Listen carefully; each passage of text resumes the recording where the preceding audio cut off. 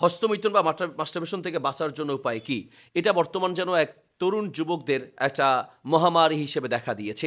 বেশিরভাগ ক্ষেত্রে আমাদের কাছে এই প্রশ্নটা এসে থাকে যে বিভিন্নভাবে নিজেরা আ নিজেদের যৌন ক্ষমতা নষ্ট করছে হস্তমৈথুন, মাস্টারবেশন ইত্যাদির মাধ্যমে। এটার অন্যতম একটা কারণ হচ্ছে অশ্লীল ভিডিও দেখা, অশ্লীল চিন্তা করা। এইজন্য যারা এই থেকে নিজেকে মুক্ত করতে চান তাদের জন্য সবচেয়ে বড় করণীয় হচ্ছে যেই সমস্ত কারণে এই ইচ্ছেটা, এই হারাম ইচ্ছেটা জাগ্রত হয়, সেই কারণ থেকে বেঁচে থাকতে হবে। সেটা হতে পারে মোবাইল হতে পারে, অশ্লীল ভিডিও, পর্নোগ্রাফি ইত্যাদি দেখা হতে পারে, খারাপ চিন্তা করা হতে পারে, মেয়েদের সংস্পর্শে যাওয়ার কারণে হতে পারে। হতে পারে যে সে স্ত্রীর কাছে যেতে পারছে না, বিয়ে করতে পারছে না, বিয়ের উপযুক্ত তৌফিক তার নাই। তো সেই ক্ষেত্রে সে তার এই যৌন ক্ষমতাকে অন্যভাবে সে ব্যয় করার চেষ্টা করছে। এটা যেমন একদিকে শারীরিক ক্ষতি, আর একদিকে এটা একটা কবিরা গুনাহ। আখেরাতের ক্ষতি তো আছেই, দুনিয়ারও ক্ষতি আছে। অধিকাংশ ক্ষেত্রে আমরা দেখি যে যৌন ডাক্তারদের কাছে ভিড় পড়ে যায়, হিড়িক পড়ে যায় শুধুমাত্র এই রোগের কারণে। এটা থেকে বাঁচার চেষ্টা করতে হবে। এটা আখেরাতের ক্ষতি এবং শারীরিক ক্ষতি। এ থেকে বাঁচার জন্য ১ নাম্বার করণীয় হচ্ছে অশ্লীল ভিডিও দেখা, অশ্লীল চিন্তাভাবনা করা এবং যতদূর সম্ভব মেয়েদের সংস্পর্শে না যাওয়া থেকে, অর্থাৎ যেখানে গেলে মেয়েদেরকে দেখা যায়, শহরে হতে পারে, বিভিন্ন জায়গা হতে পারে যেখানে গেলে মেয়েদের দিকে দৃষ্টি বেশি পড়ে, সেখান থেকে নিজের দৃষ্টিকে হেফাজত করতে হবে। আর ২ নম্বর হচ্ছে যে একা না থাকা।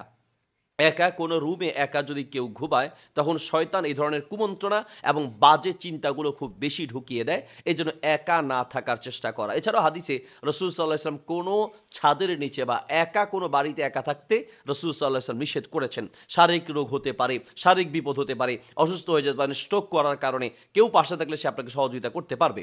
কিন্তু আপনি যদি একা ঘুমান, সেই ক্ষেত্রে শারীরিক বিভিন্ন বিপদ-আপদে আপনাকে কেউ সহযোগিতা করতে পারবে না। আর সবচেয়ে বড় কারণ হচ্ছে একা থাকলে সেখানে শয়তানের কুমন্ত্রণা খুব বেশি আসে। তাহলে ২ নম্বর পরামর্শ হচ্ছে একা না থাকা। ৩ নম্বর পরামর্শ হচ্ছে ব্যস্ততার মধ্যে সময় কাটানো, ফ্রি থাকা, কোনো কাজে নিজেকে ব্যস্ত না রাখা।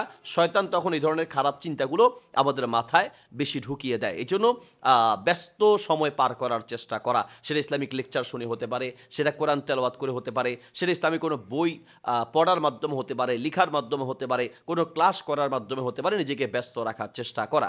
এরপরে আরেকটি সবচেয়ে বড় করণীয় হচ্ছে ভালো দিনদার লোকদের সংস্পর্শে থাকা। আল্লাহ সুবহানাহু ওয়া তাআলা বলেছেন, ওয়া কুনু মা'আস সাদিকিন, দিনদার লোকদের সাথে উঠা বসা করো। অনেক সময় দেখা যাবে যে আপনি ভালো মানুষদের সাথে চললে আপনার খারাপ ইচ্ছাটা কখনোই আসবে না। আমরা অনেক দেখি যে মাদকাসক্ত অনেকের সাথে মাহফিলে আমাদের দেখা হয়, বা আমাদের সাথে চললে দেখা যায় যে সে খুব নেশায় আসক্ত, কিন্তু আমাদের সাথে চলা অবস্থায় সে নেশাগ্রস্ত হয় না বা নেশার দিকে তার মনোযোগ তেমন আকৃষ্ট হয় না। এইজন্য যদি ভালো মানুষদের সাথে সময় কাটানো যায়, ভালো মানুষদের সাথে উঠা বসা করা যায়, তখন এই পাপ থেকে বাঁচা সহজ হবে।